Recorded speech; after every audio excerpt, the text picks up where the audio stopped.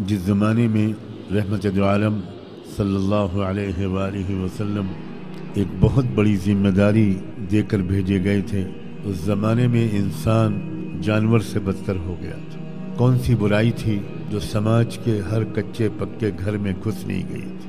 बेहयाई, बेशर्मी जो आज दोबारा नई जाहिलियत के ज़रिए वापस आ रही है। वो बेहयाई और बेशर्मी का हाल ये था कि बाप के मरने के बाद अरब के बाज़ कबीलों में ये रिवाज था कि बड़ा बेटा अपनी माँ का वारिस हो जाता था और गोया अपनी माँ का शौहर बन जाता था। इससे ज़्यादा बेहूदगी, बेशर्मी और बेगैरती का तसव्वुर करना भी मुश्किल है। जिसकी लाठी उसकी भैंस जो आज दोबारा दुनिया पर छा गई है, यही सिस्टम उस वक्त भी जाहिली मुआशरे में राइज था। गरीबों को जीने का हक नहीं था, गरीबों को इंसाफ नहीं मिलता था। कुछ मखसूस तबके, कुछ मखसूस ख़ानदान वो पूरी दुनिया के इंसानों को अपना ग़ुलाम बनाए हुए थे। जुल्म था, दहशतगर्दी थी, तशद्दुद था।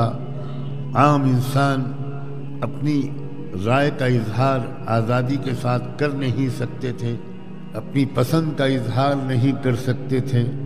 राय की आज़ादी, इजहार राय की आज़ादी का नाम व निशान नहीं था। एक नस्ल, एक रेस, एक मखसूस ज़ात के लोग पूरे पूरे मुल्कों को अपना ग़ुलाम बनाए हुए थे। जहालत का और अक्ल दुश्मनी का यह हाल था कि अपने हाथ से मूर्तियां बनाते थे और फिर उन्हीं के सामने सजदे करते थे, उन्हीं से दुआएं मांगते थे। खजूर की जब फसल अरब के बागात में पकती थी तो बहुत से कबीले के लोग खजूरों को जोड़ जोड़ कर उनकी भी मूर्तियां बना लेते थे। फिर जब पुरानी फसल ख़त्म हो जाती थी, नई फसल के आने में अभी देर होती थी, तो लोग खजूरों के बने हुए उन्हीं देवी देवताओं के तोड़ तोड़ कर खा लिया करते थे। सैयदना उमर जैसा जीनियस इंसान खुद अपना माजी याद करके कभी रोते थे, कभी हंसते थे। कहते थे हम भी किस हिमाकत में, किस जहालत में जी रहे थे मुहम्मदुर रसूलुल्लाह के आने से पहले और उन्हें पहचानने से पहले। कहते थे मैं खुद खजूरों की मूर्तियां बनाता था और भूख लगती थी तो उन्हीं मूर्तियों के नाक कान तोड़कर खा लिया करता था।